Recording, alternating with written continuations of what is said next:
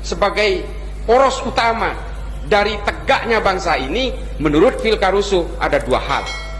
Sesitung NU tidak punya sejarah menghasut untuk saling membenci satu sama lain dalam segala perbedaan di Indonesia. Assalamualaikum warahmatullahi wabarakatuh. Alhamdulillahilladzi arsala rasulahu bil huda wa dinil haq liyudhhirahu 'ala ad-dini kullih wa kafa billahi syahida. Kembali bersama saya Zulkarnain El-Maduri. Hot isu kali ini yang akan saya angkat berkaitan dengan yaitu pernyataan Islah Bahrawi bahwa NU itu tidak punya sejarah untuk menghasut. Apakah benar seperti itu? Bolehlah semua orang teriak-teriak seperti itu. Siapapun dia boleh berteriak-teriak bahwa kami tidak pernah punya sejarah. Tapi kan yang membaca umat, masyarakat tahu seperti apa gitu. Kalau saya misalnya dikatakan Zulkarnain tidak punya sejarah hitam misalnya itu, boleh saja ngaku Islah Bahrawi tidak punya sejarah hitam. Itu boleh ngaku-ngaku seperti itu. Tetapi yang menilaikan umat, masyarakat itu.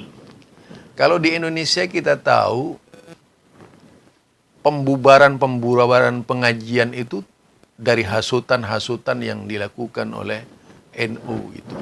Itu satu contoh itu. Dan tentunya bukan rahasia lagi, tapi rahasia umum sudah. Hanya karena banyak umat yang merasa takut ya.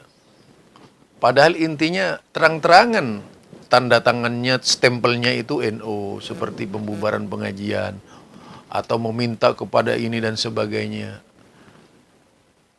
Umat dipanas-panasi dan sebagainya, bahwa ini aliran berbahaya, aliran sesat. Itu kan juga seperti orang-orang Islah Bahrawi ya.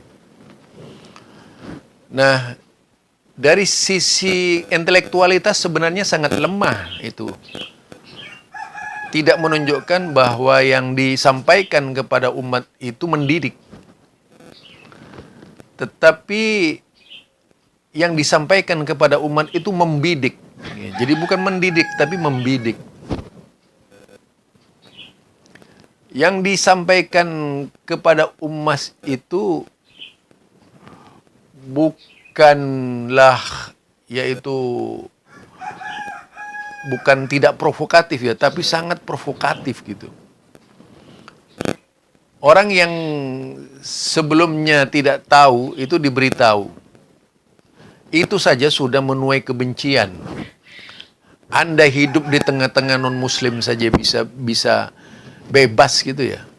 Tidak pernah mengkritisi, justru saudaranya sendiri yang diobrak-abrik. Bahasanya Anda saja itu kalau kita perhatikan. Itu kan sudah fitnah besar terhadap bangsa ini gitu. Anak-anak bangsa difitnah dan kemudian merasa benar. Bahwa Anda adalah benar, mereka adalah salah gitu. Itu salah satu pilah ya dari pemikiran, dari sebuah pemikiran. Pasti umat ke sana cara berpikirnya. Ketika orang merasa benar, itu seperti iblis. Ana khairum minhu. Iblis seperti itu gitu. Aku lebih baik dari mereka gitu. Dirubah ayatnya sedikit, ana khairum minhum gitu. Aku lebih baik dari mereka. Pada akhirnya seperti itu. Nah, ketika memposisikan diri merasa lebih baik, biasanya akan menjadi raja di tengah-tengah umat. Untuk mendoktrin umat bahwa kelompok kita ini adalah kelompok yang paling dipercaya umat. Dan kelompok di luar kita adalah kelompok yang tidak dipercaya umat. Nah, pernyataan-pernyataan ini keluarlah dari setiap lisan-lisan yang tidak terlindungi dari hawa nafsu. Contoh yang disampaikan kritikannya siapa namanya? kritikan yang dilakukan dengan membabi buta yang dilakukan oleh Kiai Haji Marzuki Mustamar terhadap Muhammadiyah, itu sudah ngadu domba itu. Kemudian yang kedua, adu domba yang dilakukan oleh Idrus Ramli terhadap Muhammadiyah. Yang ketiga adalah Kiai siapa namanya, Habib Alwi, itu juga menjelek-jelekkan Muhammadiyah, bukan hanya Wahabi pada akhirnya itu. Jadi kalau melihat dari tutur kata orang-orang yang ngaku membawa perdamaian di Indonesia itu sebenarnya mencabik-cabik pemikiran anak bangsa. Ingin mengadu domba antar anak-anak bangsa. Karena apa? Jelas umat Salafi itu juga punya umat. Tapi kalau mereka, saya yakin mereka itu adalah orang-orang yang sabar. Tidak seperti tetangga sebelah, ngamuk-ngamuk gitu. Itu. Jadi setiap ada pengajian yang berbeda, Banser bergerak, Ansor bergerak gitu. Dilakukan seolah-olah mereka itu aliran sesat. Kemudian begitu baiknya mereka terhadap agama lainnya gitu. Bahkan tingkatan Salafi ini dianggap lebih buruk dari agama yang ada di Indonesia gitu. Dari agama-agama di luar Islam ya. Kita memang dilarang itu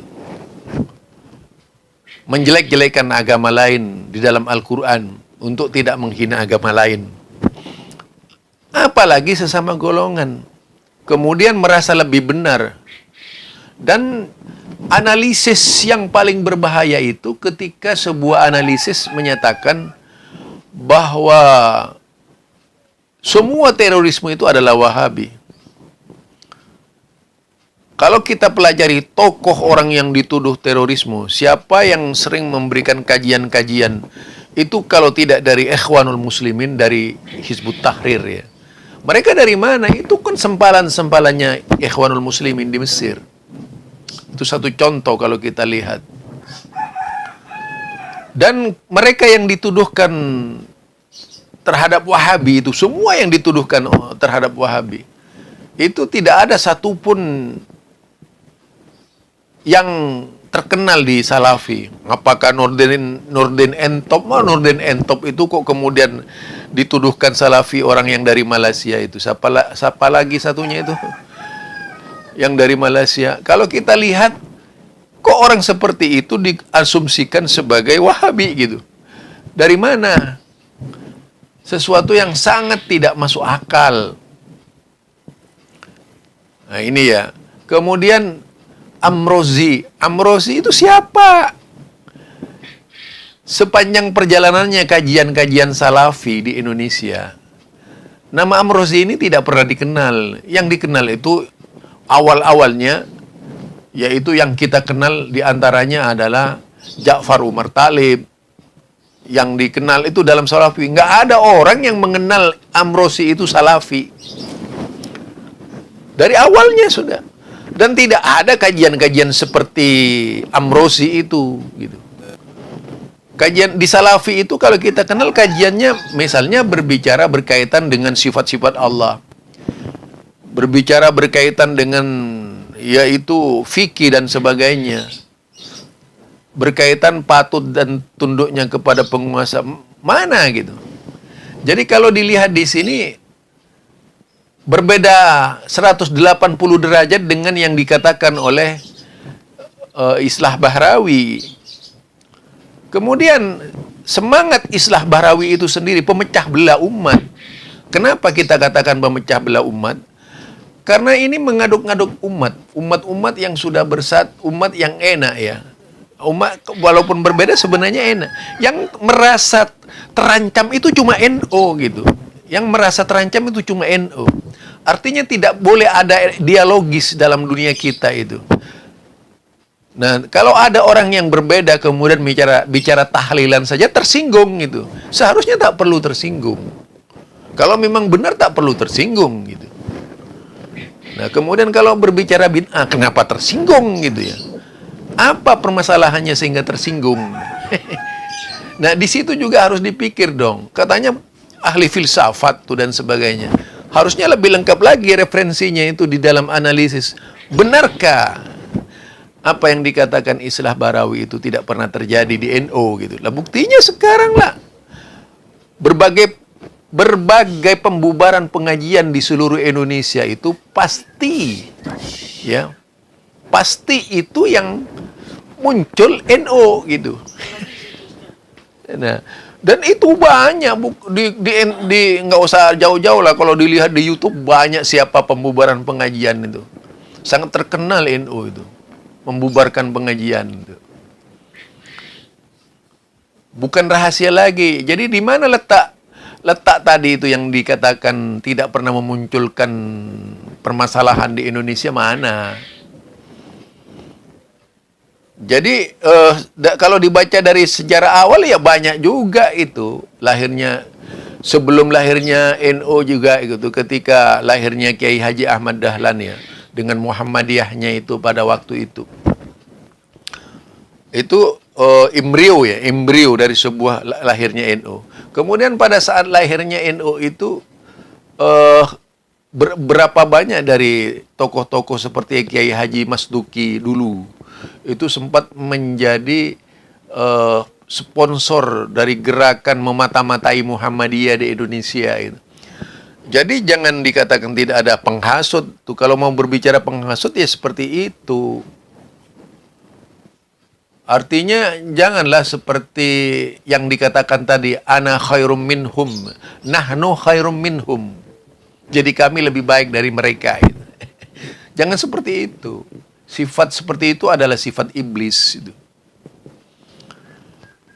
Yang seharusnya ditunjukkan kalau memang benar-benar pembela bangsa, ya nggak perlu sakit hati dengan perbedaan di Indonesia. Ini justru yang memperuncing, mempertajam perbedaan sampai gontok-gontokan seperti itu, sampai yaitu pembubaran pengajian kan karena hasutan. Kalau bukan hasutan apa namanya? Apa sudah tidak ada jalan lagi cara berpikir umat tuh? Kalau bukan NU ya yang terlibat Banser itu ada tanda tangannya ya setiap kali itu. Surat-surat kepada ini dan sebagainya. Yang mengesankan bahwa kelompok Wahabi itu kelompok sesat. Siapa yang berbuat seperti itu? Itu kan NU semua. Mungkin perlu dipelajari lah, jangan terlalu fokus mengkritisi orang lain, tapi kritik ke dalam lah. Kadang-kadang Islah Barawi itu pernah juga mengatakan sih kalau di Madura walaupun tanpa Wahabi sering terjadi cekcok ya, bahkan antar tokoh, antar ulama. Itu saya ngakui benar itu. Kalau itu benar nggak salah. Jadi masalah partai saja itu antara PKB dan P3 sudah bertarung, itu dua pemikiran yang berbeda. Itu dulu sampai di ini daerah Madura kan luas, di Jawa Timur daerah Madura itu juga Situbondo, Asem Bagus tuh, Jember itu ya, Probolinggo, Kalaka dan sebagainya itu, sampai kemana-mana banyak sekali itu orang Madura. Nah kalau kita lihat misalnya di Asem Bagus, Surakalak, Asem Bagus, Situbondo misalnya, pada waktu terjadi kemelut politik antara PKB dan P3 ketika itu, yang PKB itu mengharamkan sholat di tempat P3, yang P3 mengharamkan sholat di PKB. Nah, itu terjadi yaitu di Curakalak, Asem Bagus ketika itu. Masih baru munculnya PKB dan P3 itu. Jadi dua kelompok itu saling mengharamkan, yang dipelopori oleh kiai-kiai mereka. Jadi mungkin itu juga perlu dong dikritisi gitu. Kalau itu ya diakui nggak apa-apa, itu lebih bagus gitu daripada menyembunyikan sesuatu yang terjadi. Nah mungkin itu ya, tidak perlulah menyudutkan orang lain, perlu koreksi ke dalam sendiri. Apa benar pernyataannya dari Islah Barawi itu? Lah buktinya yaitu tadi, berapa banyak pembubaran pengajian yang dihasut, yang dilakukan oleh organisasi tersebut gitu. Nah itu bisa dilihat di berbagai media ya, di berbagai media terutama medsos tuh.